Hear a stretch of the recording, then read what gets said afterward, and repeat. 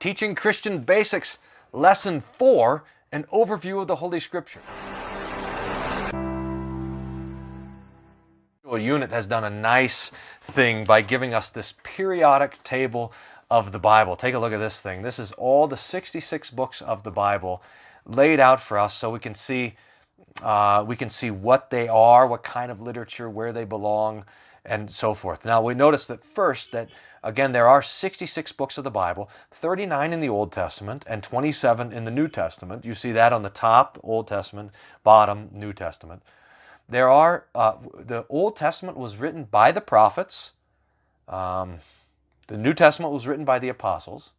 The Old Testament was written in Greek, mostly, a little bit of Arabic in the book of Daniel. The New Testament was written in Greek. Did I say Greek for the Old Testament? Old Testament's written in Hebrew. The New Testament's written in Greek.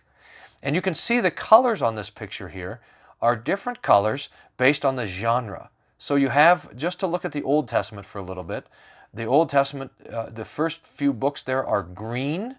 That means those are the books of the history.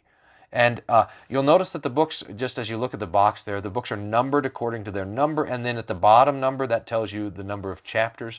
So you have Genesis, the first book of the Bible, with 50 chapters, Exodus, Leviticus, Numbers, Deuteronomy. Those first 5 books of the Bible are called the Torah, the 5 books of Moses. And then you see Joshua, Judges, Ruth, the Samuels, the Kings, the Chronicles, Ezra, Nehemiah, and Esther. Those are the other historical books that tell the chronology of the Old Testament. Now, it's something to think that the books of Moses were written down probably at the beginning of the Exodus and then at the end of the Exodus, so between 1446 and 1406 BC. And then the history continues from the coming into the Promised Land, 1406, until probably the rebuilding of the temple right around the year 400 BC.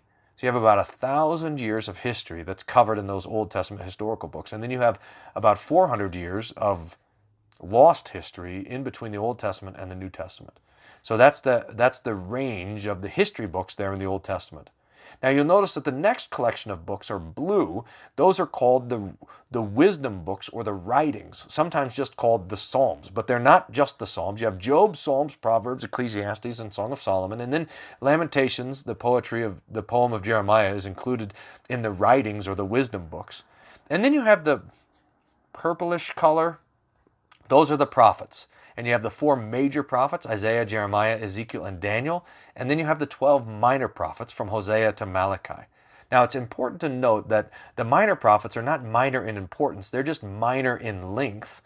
And that they're not in chronological order. They're placed there, but, well, I don't know exactly how the order of the minor prophets came about, but it's just important to note that they're not given to us in chronological order. Probably, maybe Joel was even the first prophet, or Obadiah, and it's true that Malachi and Zechariah came very late, but it's important when studying the minor prophets to dig into it and to figure out when they were preaching and where they were preaching. When we get to the New Testament, we'll see, in fact, a similar division to that of the Old Testament. So the first 5 books of the New Testament, they're kind of red on this picture, and then Acts is dark orange. Those are the historical books. They're narrative texts, and Matthew, Mark, Luke, and John all tell the story of the life, death, and resurrection of Jesus. The book of Acts tells the history of the church. So those Matthew, Mark, Luke, and John, they mostly are about the 3.5 years of the ministry of Jesus. And in fact, they're mostly about the last 2 weeks of the life of Jesus, his death and his resurrection. And then the book of Acts begins with the ascension of Jesus and goes for a few years to talk about the church as it spread throughout all of the known world, especially the Roman Empire. Now, after the narrative or the history books in the New Testament, you see there Romans, Corinthians, Galatians, Ephesians. These are the epistles or the letters or the writings of the New Testament. You see that the dark orange are the writings of St. Paul, who wrote 13 books of the New Testament. He wrote 10 of them to churches, Romans through 2 Thessalonians, and 3 of them to people, 1st, 2nd Timothy, and Titus. It's important to notice that the writings of Paul are named by the people to whom they were written. So Romans was not written by the Romans, but to the Romans. Timothy was not written by Timothy, but to Timothy. So those writings of Paul, which go all the way across there, are the letters that Paul sent to these various people or congregations.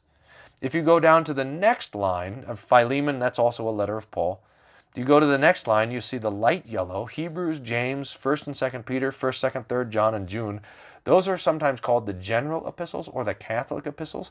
They were not written to anybody in particular, and these letters are named by who wrote them. Peter wrote Peter, James wrote James, John wrote 1st, 2nd, 3rd John, and Jude wrote Jude. The only exception is Hebrews. Its author is not given attribution in the letter, so it was written to the Hebrews in dispersion. So that's the one exception. But all these others were written by the people whose names the book have. And then you have the last, which is sort of the prophecy of the New Testament, the book of Revelation, which was the revelation of Jesus given to St. John. So this is an overview of the books of the Bible. These books were probably written of the New Testament between the years 40 and 90 AD. So you have a little 50-year window when all of these books were composed before the canon was closed. I hope this is helpful. I'm going to put a link to some resources, introductions to the books of the Bible, and some other things in the video below. But I hope you enjoyed this Teaching Christian Basics Lesson 4. In Lesson 5, we're going to talk about the various different views of the Scriptures that the different church bodies have.